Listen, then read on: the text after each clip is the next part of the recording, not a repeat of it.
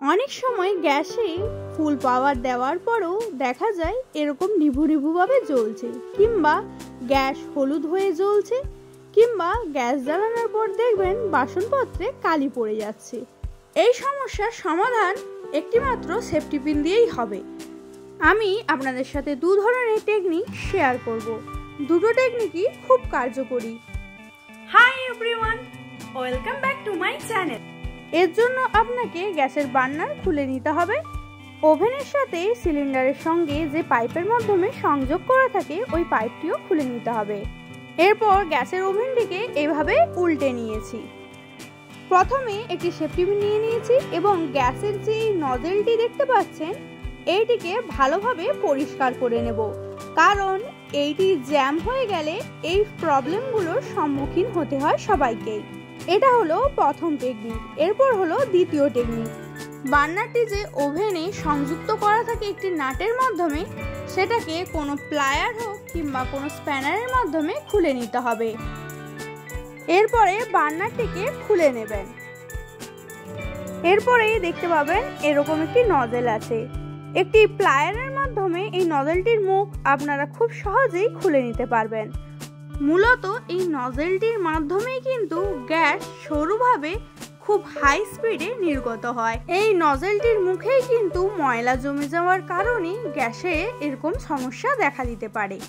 এর জন্য একটি সেফটি পিনের মাধ্যমে এর হোলটা ভালো করে পরিষ্কার করে নেবেন। যখন গ্যাসে রান্না করেন, ভাতের মাড় কিংবা তরকারির ঝোল এসে এইভাবে এই হোলটিকে বন্ধ করে দেয়, যার জন্যে এই সমস্যার সৃষ্টি। এরপর কালো হয়ে যাওয়া বার্নারের এই অংশটিকেও পরিষ্কার করে নিতে ভুলবেন না যেন।